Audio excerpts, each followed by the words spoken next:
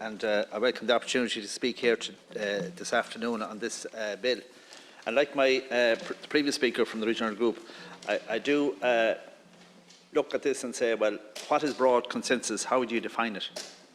And what's broad consensus? We could have broad consensus on anything, but do we have the proof that that there is actually a broad consensus?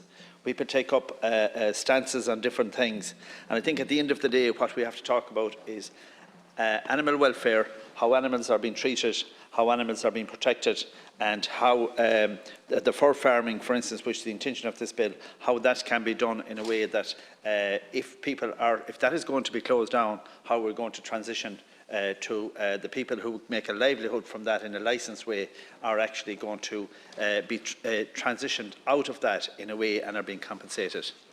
I do have listened to the debate here today, and I suppose what I'm going to say now is that this morning we had a debate about pain relief for unborn babies, and there was an outcry from certain TDs that what we're doing was wrong. My God, if we cannot give pain relief to children who are being in a late pregnancy, and if people say that we cannot give them relief or we shouldn't interfere in that, and at the same time the same people want the welfare of animals to be the top priority for them, I think we need to recalibrate our thinking on all of this. I would say that but this bill would set a precedent that wouldn't be good. I would say, Minister, if you're doing something with this, it needs to be done in a way that it's very exact, it's very precise, and is limited in what the powers which will give to a minister would be. I also would say that when we talk about and I come from a rural area, we talk about hare coursing or fox hunting or whatever.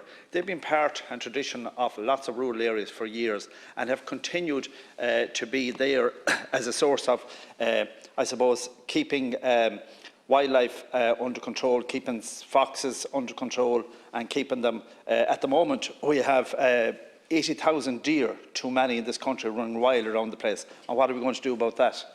They're jumping out on the roads, hitting cars and whatever, and that's endangering life. So we need to do something about that.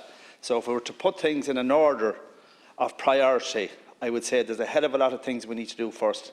And I go back to the point I made initially. We were here this morning, we talked about pain relief for the unborn child who has a heartbeat, and people don't want to support that. And yet the same people want to support the protection of animals.